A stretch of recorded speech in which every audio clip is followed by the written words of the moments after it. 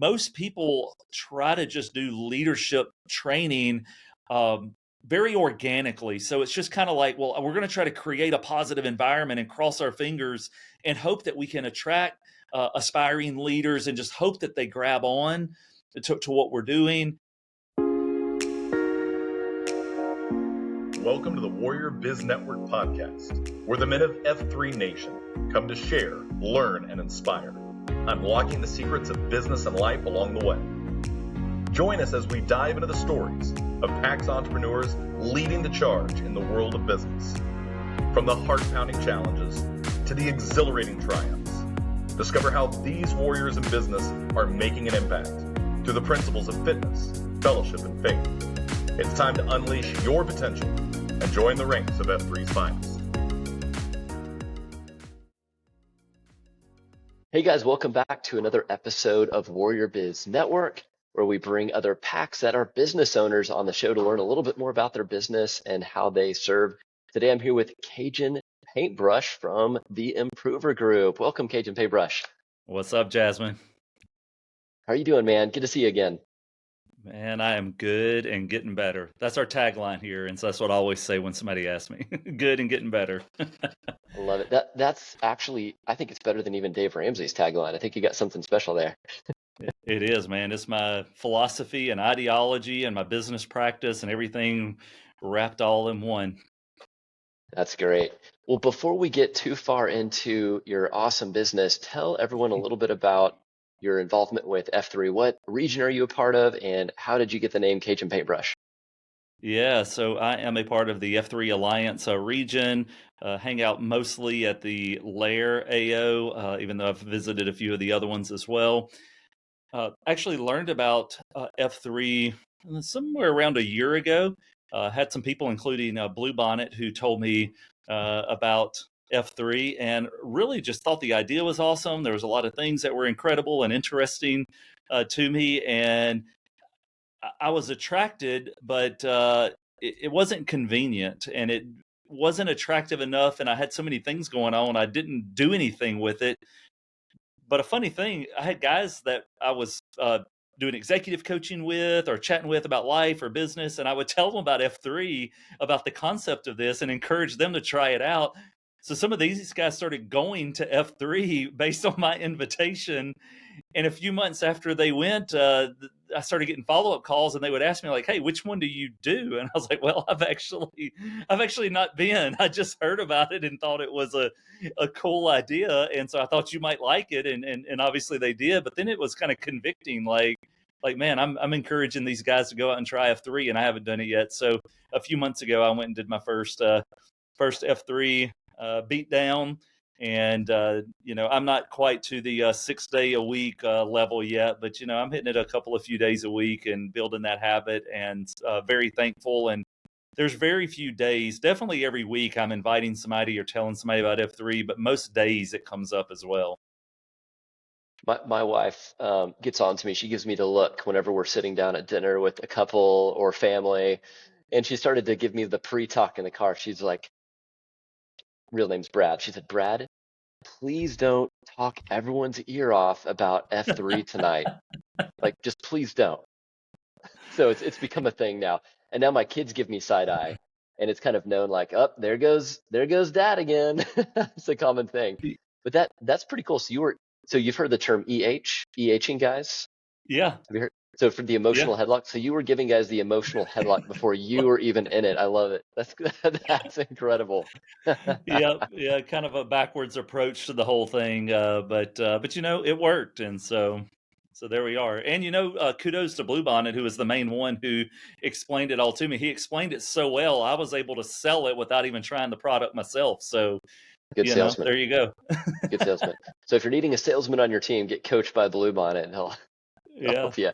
So where did Cajun speaking of Bluebonnet, so that's part of where that name came from. And so when they were doing the interview after Name-A-Rama with me, they asked me where I was from. And so part of the Cajun is that I'm originally from Louisiana, even though my wife kind of argues the Cajun part of it because I'm from northern Louisiana. I love Cajun food, though, and I love Cajun culture. But she calls me a Yankee, even though I'm North Louisiana, because she's she's true South Louisiana, south of I-10 is where she was born. And so, but Louisiana roots the little town of West Monroe. Probably some of the F3 nation out there has watched Duck Dynasty and familiar with the Duck Commander and all them. I'm from their town, and so. But then the paintbrush came because of the connection with Bluebonnet. So Bluebonnet being the flower in Texas, and then there's also the Indian paintbrush flower. And so they were like, oh, well, he's Cajun, but he's connected with Bluebonnet, and Cajun was already taken, so let's add this paintbrush onto it as well. So there you go, Cajun Paintbrush. Some people say it's a mouthful, so they call me CPB. It's funny how many nicknames to nicknames there are. Yeah.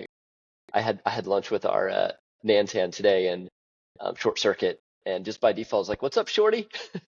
So I feel like everyone's like, once you get to know guys, then their nicknames have nicknames.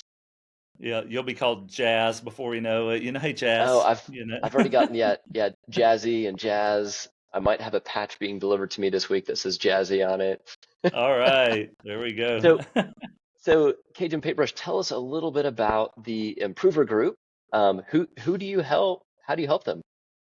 Yeah, so we serve a lot of people, but my favorite people and the ones we serve the best are faith-driven, freedom-loving, and family-friendly entrepreneurs and business owners. So these are people who are like, man, I believe in something bigger than me, and I really care about my family, but I also care about our country, and I want to do a business that is responsible in the world. And so, yeah, they long for profit, but they also long for purpose. And so really the psyche of that type of person is the kind of people that I love serving. As far as industries, they're all over. There's been a lot in the real estate financial services industry, but man, I've had everybody from restaurant and retail to, recently I actually had this lady who has a clothing line for women, and that was a new one for me. And so really all over. One of the clients I'm most proud of is Chick-fil-A, and so do a lot of work with Chick-fil-A and coach operators and their leadership teams. And really small and medium-sized businesses is kind of who we focus on. There are some solopreneurs and some maybe married couples running their own business, but then really teams of like 5 to 50 is kind of my sweet spot. And your core focus, we talked earlier a little bit around like the what you mentioned, the leadership development, the team culture, and the sales development. When people normally come to you, are they aware of the problem? Like, do they know, like, hey, we've got a sales problem, or hey, we've got a culture problem, or are there other symptoms that they're seeing that you help them discover what their true problem is? Yeah, I think almost every problem comes down to leadership or team culture. And so most of them don't come in necessarily with that language because it's so 30,000 foot view and vague, but they are having some problems. So team culture, as an example, they usually don't use that phrase, but the phrases that they'll use is, man, I'm having high turnover. I'm not attracting quality candidates, or my people aren't taking ownership, or I'm not developing the leadership pipeline. So they use things like that. But really what they're saying is my culture isn't great and leadership development is a struggle. And your passion for that word improvement and improver, I've gotten to spend a little time with you, is incredible, and you're on fire for it. I mean, you're trying to make that, I mean, almost like your legacy of what that means. Definitely. So explain to all the PAX here, what does improvement or improver mean to you? Yeah, so the very basic idea is that an improver is someone who works on himself or herself, so they want to improve as an individual, but they're also doing it by way of improving their environment. And so the people that they're around, the businesses that they're in, the teams that they're on, the communities they live in. So really the improver is like, man, I want to grow me, but also I want to make the world better. And I think that there's a lot of us that have that desire early on, and we think, I'm going to be a world changer. I'm going to make a positive difference in the world. People are going to know me. And then somewhere along the way of like growing up and developing sad clown syndrome, we kind of lose that fire that was in us to be better and make the world better. And we begin to settle for status quo. We begin to just kind of start coasting. And the idea of improver is to challenge people to go beyond that. when I think about the word leader, we talked about leadership development.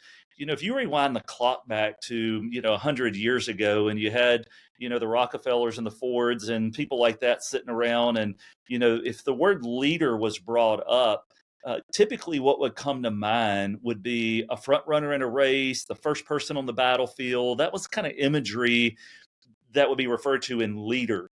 When we think of leader, though, we have a different idea of that. We have an image of, usually a charismatic man that's visionary, creative, pushing the envelope. And, we would associate words like integrity and team building and things like that with them, communicators. Well, why do we think of a different kind of image than they did 100 years ago? Well, it was people like Zig Ziglar and John Maxwell and others that really launched a leadership movement that redefined that word for us. So now we're the beneficiaries of all these books and conferences. In fact, I saw where John Maxwell just launched his 100th book. He just published it. So he's got 100 Wow. books on leadership now, Wow. just amazing. And that's really affected ministries and churches and other nonprofits, businesses and organizations and communities, families. Like, this whole idea of leadership has really had a major impact on people. And I really desire and feel like a part of my calling in life is to do that with the word improver. Most people don't have any image that really comes to mind. It's kind of a vague word. They get the idea of improvement, but improvers, not a part of the normal vernacular. We get confused with improver. A lot of people call us that. And so I guess they think, well, an improver, or an improver, that's somebody who gets up and is really good about acting on the fly and can take props like whose line is it anyway and do something with it. But we want to redefine that word and really create clarity around it. And at the end of the day, you've got leadership books and leadership conferences and leadership trainings that are just, there's so many of them, a wide variety. But not everyone is a leader in the traditional sense of the word. I think everyone should be an improver, but not everyone necessarily is a leader. All leaders are improvers, but not all improvers are leaders. And so I want there to be a movement where people identify with that word and they make a conscious decision that I'm going to live intentionally as someone who's going to grow myself continuously and make the world around me a better place. That aligns so well too with the mission of F3, right? Yes. It's 1% better every day. It's not Mm-hmm. looking at, just those BHAGs, those big, hairy, audacious goals, and only having our eyes set on. It's either I'm right where I'm at, or it's all the way over here. It's all those little micro steps and movements that we take continuously to get to that big goal. Absolutely. Yep. And that's one of the things that attracted me about F3 is that idea of continuous improvement. And now that I've gotten into it, I'm actually working on my book right now, and I'm noticing like, oh man, I wrote a chapter on this, and Q Source is really speaking to the heart of that as well. And so packaged different ways, but really similar spirit and mindset. Incredible. Tell everyone a little bit about some of the frameworks you use for identification of like behaviors.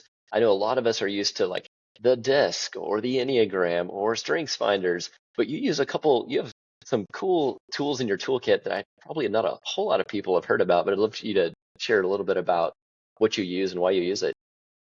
Yep. Well, I'm a little bit of a nerd when it comes to the personality assessments, and I found that that's where a lot of people fall in. They're either a nerd or they think personality assessments are just the silliest thing, out there. It's the And kumbaya. the kumbaya, just like, oh man, that stuff's just baloney on that. It's a silly deal. But no, I like them. I think where people go wrong on things like personality assessments is they try to use it as a sort of a label that people have to fit within a certain box. That they're kind of, this is who you are and you're always this, and we're prescribing that. And really, we're complex individuals, and we change, and we're dynamic and not static. And so the idea of like fixating on a certain few phrases or labels is, I think, a bad deal with personality assessments. But the idea of using them as a way of self-discovery, creating self-awareness, understanding patterns and tendencies, and putting some language around those, I think is really helpful. And so I'm a big fan of a lot of them, but the main two that I use on the personality and skills assessment side would be with Pat Lencioni, big fan of the Working Genius, the 6 types of Working Genius. And what I love about that one is it's not really hung up on the kumbaya side of like most of these things are about communication and culture and unity and understanding and empathy. And the working genius is a little bit more like, man, how can you be more productive in your work? And yeah, there's finding energy and joy in your work, but really, where are you going to, what task buckets and categories are you going to be best at? And so I'm a big fan of the working genius model. I also am a fan of the Five Voices by Giant Worldwide. And what I like about the Five Voices is that it has the built-in premise that everyone has a voice that needs to be heard. Everyone's got value, everyone's got a perspective, and we need people sharing their voices. And most organizations only hear the voices of a few people. And so they're really missing out on incredible value and perspective. And when you can understand your voice, how to use it well, when you can understand how to hear people and understand where they're coming from and their angles, it really adds incredible value to a team or organization. So those are two assessments that we use on that. Other assessments that are in our toolbox, one of them is a team performance assessment. So we can go in with a team and we take their leadership or their entire team, whatever the core leader decides, and we send them a survey that gets compiled into one report, and it's anonymous responses so people can really be completely honest and transparent about the issues, but it rates them in 5 different areas, and we get a report and we can go to that leader, and it's almost like a CAT scan for the business and say, hey, how healthy is your team, and what areas, if you were going to work on any, should you direct your focus and intentionality. So those are 3 of them. We're going to talk about, I think, one today, which is the peace assessment as well, the peace index assessment. And that one helps people measure the amount of peace in their life, and then what are the key contributors or detractors from peace. That's great. And if you guys stick to the end of this podcast, we're going to give you some more cool information on that peace assessment, which is awesome. I've taken it. It's incredible. I love the confidentiality. I don't think a lot of people do that of, if you're asking for real, raw, authentic feedback for a leader, and you're asking that from team members or even executives, the first thing that probably crosses their mind is like, I'm gonna get hung for this. I'm not gonna give my honest thoughts on this guy. Like, are you kidding me? Yeah, Like it's signing real your own funny. death warrant. We work with a lot of companies on this and these teams, and one of the things that's a little hilarious and kind of ironic is we'll do this assessment and then we'll work with them, let's say for a quarter or 6 months on the issues that kind of popped up in their assessment, and then we retake the assessment to check progress. And often the scores actually go down. And of course, the core leader's like, wait, we just paid you all this money to come in and consult our team and do this. Why are we going backwards? And it's really not that they're objectively going backwards.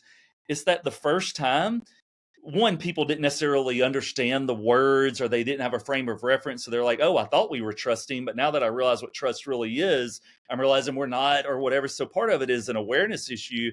But part of it is that teams at the beginning don't always answer honestly because they're still like, yeah, he said my boss wouldn't know, but if I say this, I might, it might come back on me, or there may be adverse effects. Well, when they do it and we go through it for a quarter or 6 months, they're like, oh, I didn't get in trouble for that. This worked out. They're actually more honest on the second round of assessment. And so the scores are like, wait. But then after that, we continue to work and we start seeing those scores increase. Interesting. It's a trap. Don't do it. Yeah, that's right. But to your point, when they know that it's an anonymous thing and they can actually trust in that, you do get more real and honest feedback from your people. And that's one thing that leaders are missing is for employee people, especially people who employ team members, they don't understand that level of authority. I mean, you've got someone's livelihood that you're responsible for.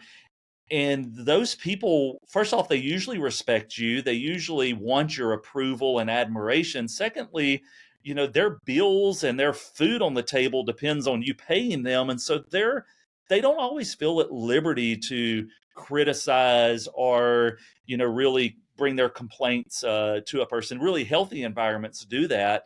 But most people don't work in really healthy environments. And so that's what we try to do is, hey, let's give a let's give some formats where people can really open up. And once those topics come up and they're out in the open, then you'll see around the table, we can begin to build trust. And over time, people will start going to their leader and saying, hey, here's the issue. And when you can get honest and open about those, that's when you can start making progress. Was it the book The Advantage by Patrick Lencioni, where he talks about a smart versus healthy business or culture? There's a lot on that. And really the fundamental of that goes back to his 5 dysfunctions of a team. And when you get a team that lacks trust and that won't have conflict and all that, then it just, it stifles creativity. You start getting things where people are being resentful and there's division going on. And all this is just because there's not a true, open, honest forum. And so when I hire people, many times they're a little bit thrown off because I tell them, like, I want to get to the point when we can actually have a conflict.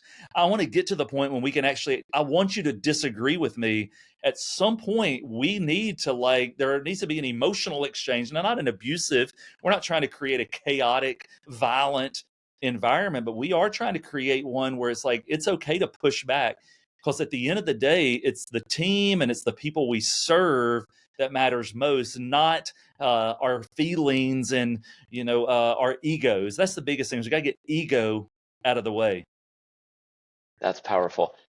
I need to reread that book. There's a couple really good one-liners, and he talks about that balance. I can't remember what it is. There's that sliding scale of balance where you eventually, even if it's like the disagree but commit, where it's like, Cajun Paintbrush, I don't necessarily agree with that, but I agree that you're the leader and we had this discussion.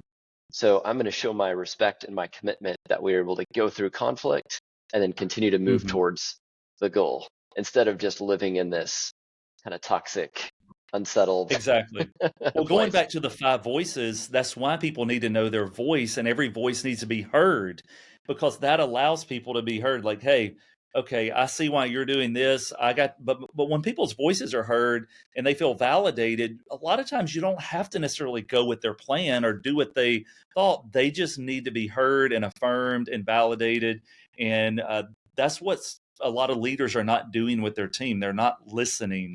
And then when they do listen or are ready to listen, their people aren't speaking up because you've not been listening the rest of the time. Wow, that's powerful. Could you share a success story or maybe even a transformation of a client that you were coaching or that worked through one of your programs? Yeah, that's a really good one. The hard thing is let's narrow it down and Which one? So there's one group that we coach, and because some of this is not necessarily all public yet, I'll kind of be a little bit vague with the details. But I come from an insurance background as well, and so had a successful insurance agency that I sold a few years ago to go into leadership development full time.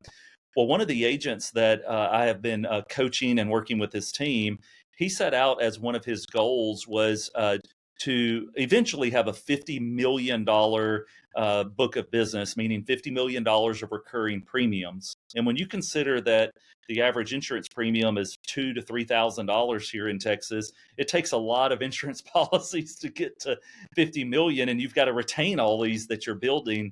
And at the time, he was around the 20 million book size. And so we began to work with him and invest in his leadership development and talk with his team and running him through different assessments, sharing our tools with him.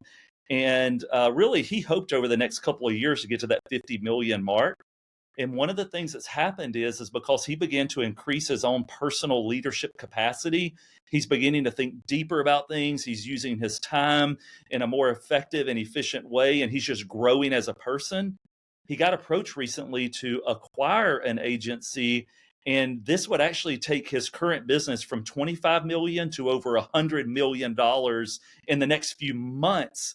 And one of the only reasons he's considering doing this is because he already feels like he's gotten better as a leader, that he has the capacity, that he can handle the weight, that he's got a plan for investing in upcoming leaders, that he's creating a culture with common language so that he can actually build the type of atmosphere for his agents that will allow them to succeed. But a year and a half ago, before we started working together, he came in, he was like, man, I'm just in a reactive mode. I'm overloaded, I'm overwhelmed, I'm out of balance at home and at work. And so he had no clue this opportunity to acquire an agency that would quadruple. And so now the funny thing is, we were having a conversation a couple weeks ago. He said, actually, my mind now is to create $1 billion agency. That's his life thing. And so it's like, it's just amazing. Like he went from Wow. like, I'm at 20s to I want to get to 50 to, well, I'm instantly going to, he's going to be at 125 million likely by the end of the year. So Incredible. Change yeah. the way you think, change your leadership, change your life. Yeah, and it's the whole cliche about success, is about where opportunity and preparation intersect. And the thing is, you got to prepare, and be ready for that. And so yeah, I definitely like that story on there. The one with Chick-fil-A is also pretty cool, where I was working with a one location, and they got so excited and were enjoying the results so much that we created a cohort, and we now have 8 different Chick-fil-A's that are meeting monthly together as a cohort, and they're all bringing 5 leaders from each of their Chick-fil-A's, and they're developing their rising leadership. So we have anywhere between 40 and 50 people every month for that, and we're seeing a lot of positive momentum and results there. So that's another big win. That's incredible. How does faith play a role in the leadership development journey for your clients, and how do you integrate it into your programs? Yeah, man, that's a fantastic question. And if I'm really transparent with you, it's actually been a struggle for me because I spent 10 years in the ministry before going into the business world and dealing in real estate and oil and gas and insurance and all this. And so for me personally, faith is really important. And the foundation of my career in life what was in the Christian ministry. And I tell people that I used to be in church ministry and now I'm in business ministry. So there's a personal conviction that I have on there, but I'm also sensitive to the fact that not everyone ascribes to that, and I want to serve anyone and everyone that I can. And so I have part of my struggle has been, how explicit am I, like on my my advertising and my website copy and my emails, and how much do I put it out there, and then how much do I reel it in? And at the end of the day, it's just who I am. And so if people are around me for any length of time, like they're going to hear scriptures, they're going to hear me say I'm praying for them, they're going to hear me reference things about my Christian faith. As far as our training, we're able to kind of dial that up or down based on who it is that we're serving. So some of our leadership materials are being used in Fortune 100 companies around the world. So we've got companies like Delta Airlines and the Air Force that are using the companies, the content from our partner company, Giant Worldwide. So we're able to go in and facilitate discussions, and I guess if you want to say sanitize the language, or make it very politically correct so that they can benefit from the principles. But then if we get in a mom and pop, or we get in a small business, or an explicitly faith-driven business like an Interstate Batteries or a Hobby Lobby or something like that, and they're open with their Christian values, then we're able to kind of scale that up and create more context. So I can give you one example of that. So purpose is one of our big words. We talk a lot about purpose and doing things on purpose with intentionality, but also the idea that you have a life purpose.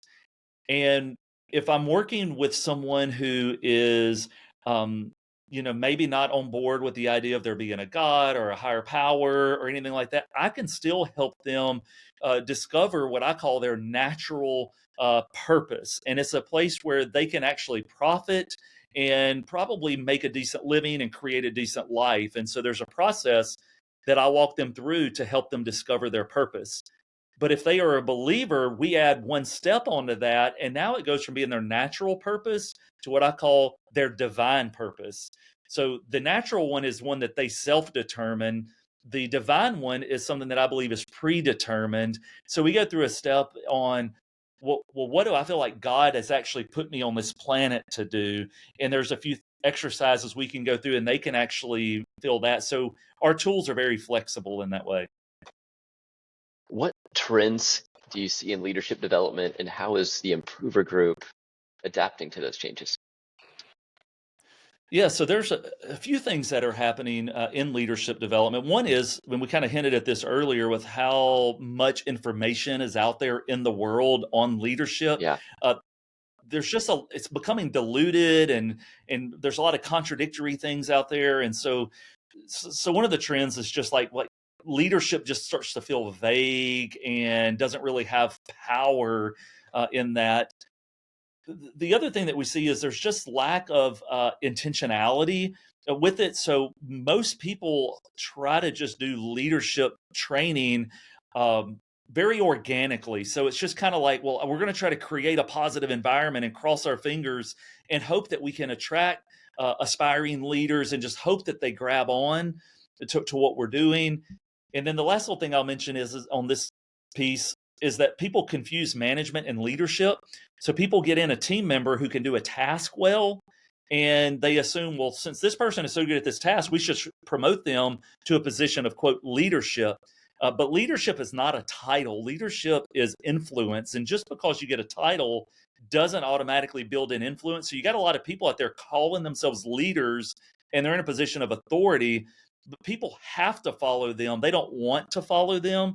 So we do see this trend of conflating leadership and management and people leading out of authority rather than influence. And so what Improver Group does, we come along with all of that and say, hey, we know the true fundamentals. We're going to get rid of the watered down stuff and the things that doesn't really work. We're going to be very practical with it. How do you actually do something with this material on Tuesday that moves the needle in your business? So that's one thing we do. The second thing we do is we put a strategy around it. So we're intentional with it, and you know your plan. We have measurables. It's kind of hard to measure culture and leadership, but we put assessments and reports in place that allow you to actually see growth. And then the third thing is we actually help people become healthy leaders that their people want to follow, not have to follow. We help them get healthy, and it makes them more attractive so that they can actually lead from a position of influence. it's incredible. So for PAX listening to this, let's say they're an aspiring leader, they want to make a lasting impact in their organization or community. What advice would you have for them? You have to be healthy first. And you can't take your team to a place that you've not been and you're not willing to go. And I think sometimes people, as they begin to grow, they have this idea that, well, I'll just try to surround myself with people on my team who will kind of take this burden from me. But if you're in a position of leadership, it's your responsibility to increase your own capacity and to increase your own level of health so that you're in a position to take your people where they need to go. You're the leader. You've got to take that. So my biggest thing would be you got to get healthy for you first, and then you've got to get intentional about multiplying. We do what's called 100x leadership training. The 100 is that you're 100% healthy. It doesn't mean you're perfect and you never slip. It just means that with all of the areas that matter, you have good practices in place, good habits, you're healthy in areas of leadership. And the X in 100X means you know how to multiply that into others. And so if you want to be an effective leader, become healthy, get a plan to invest that into others and multiply yourself. So good. It's funny we talk about the alignment with F3 and the four quadrants of preparedness for Q source is get right is the first one, followed by live right, then lead right, and leave right. So the get right piece is right there in line. That's actually a great tie-in. You got to get right first, get healthy, and then from there you're in a position to everything else. But if you're trying to pretend it, you're trying to fake it, you're not really healthy inside, you're not really who you're meant to be, you're never going to be able to lead people the way you want to lead them. And that includes your family, that includes your community, your church if you have one. You'll never have your circles of influence in a healthy way unless you're healthy. Talk to us a little bit about peace. Why is having peace important? Well, that really is the foundation of that healthy part that we were just talking about. Is if you are lacking peace, it's really hard for you to show up well in the other areas of your life.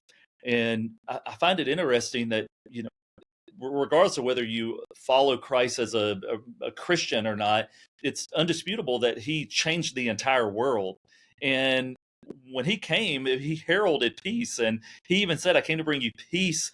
And peace more abundantly is one of the New Testament scriptures. And so we're created for peace. It's something we long for. We actually went and watched Kung Fu Panda 4 over the weekend, and it was kind of funny watching Poe on there, and he's going inner peace, and then he says dinner please, dinner peas. I like peas, and I find that that's kind of the deal. Poe's supposed to be on this mission because his leader says if you'll get peace, you'll be prepared to go on this. But he's trying to get peace, but he's just distracted with the world. And I think that's where a lot of our F3 guys are, is they know that they need peace and they know they've got this mission they need to do. But when they try to do it, it's just everything else seems to capture their attention.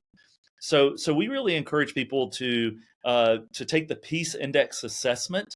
It gives you an objective measurement on the amount of peace in your life, and even more importantly, you get to see the drivers of peace. And there's 5 key categories that really drive your peace. And when you know those, you can see which one is building your peace up and which one's dragging your peace down. And whatever's dragging your peace down, you can give attention to, you can give focus towards, and you increase your peace as a person. Your presence changes with the people that you're around. Your demeanor, the way you carry yourself, everything changes. And people want to be better leaders. They want to increase their sales. Let's talk about that felt need.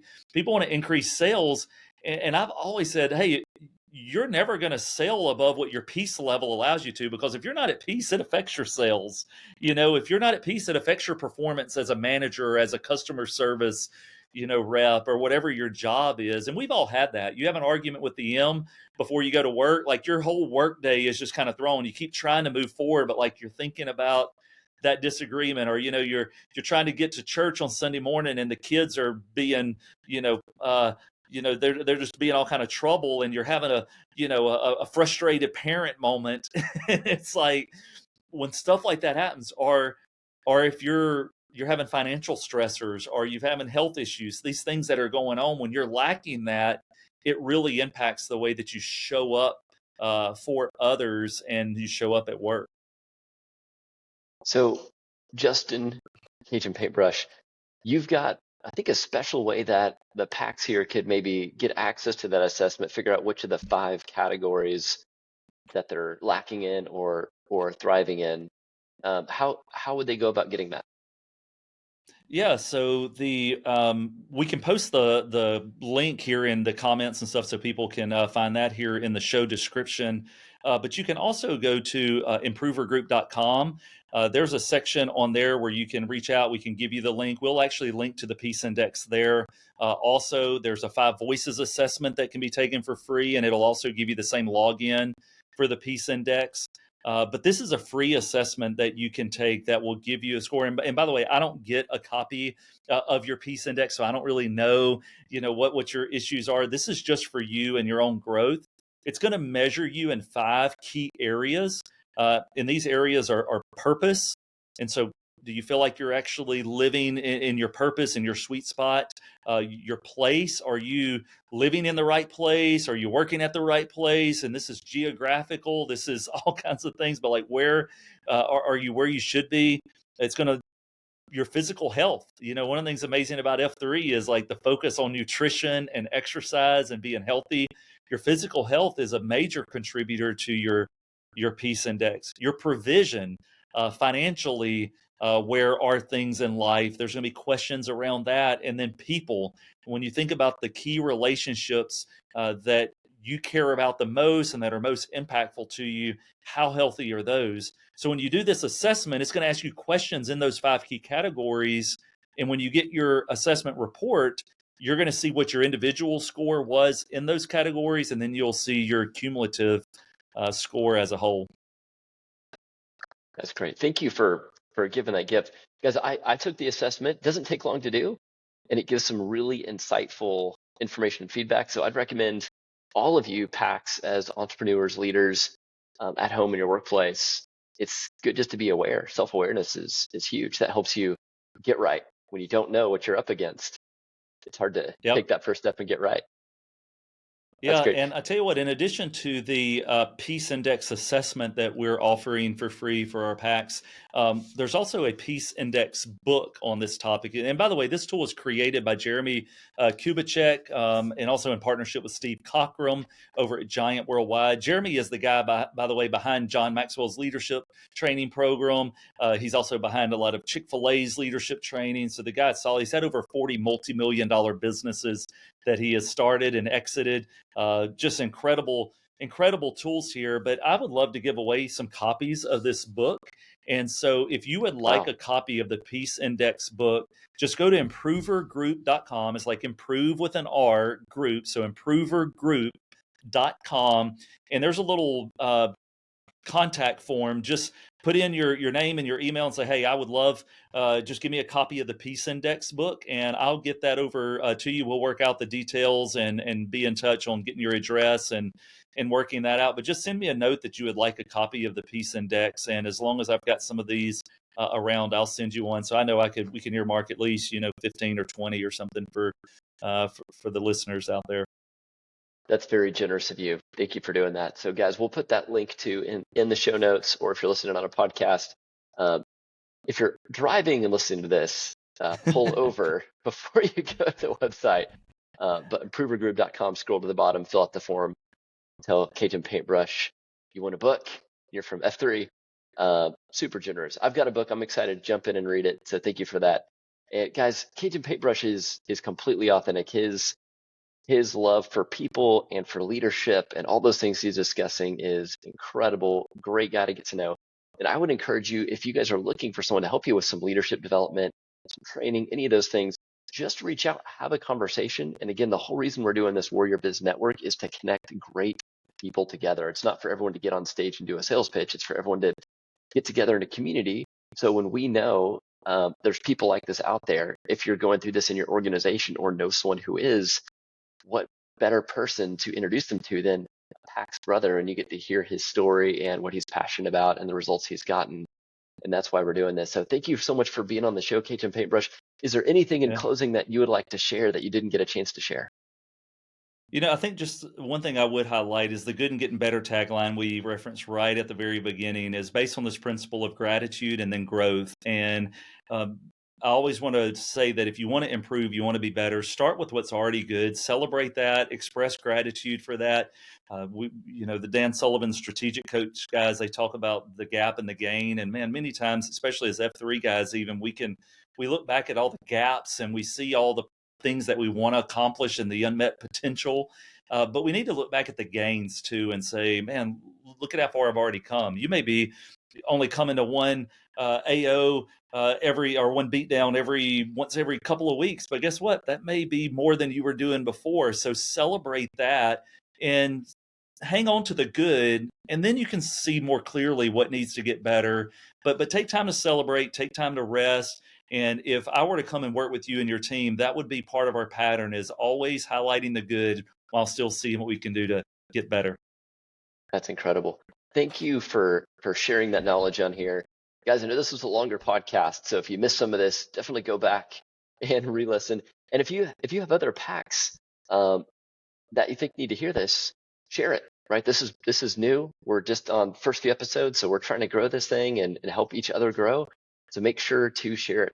So thank you for joining us on another episode here of the Warrior Biz Network podcast. We hope today's story has inspired you to push your boundaries, strive for excellence in both your business and personal life. Remember, the journey of 43 feet begins with a single step. So take that step today. Continue to build your legacy as a warrior in business and a leader in life. For more inspiring stories and resources, you can visit the website at warriorbiznetwork.com. Until next time, stay strong, stay focused, keep living out the principles of fitness, fellowship, and faith. This is Jasmine signing off from the Warrior Biz Network podcast.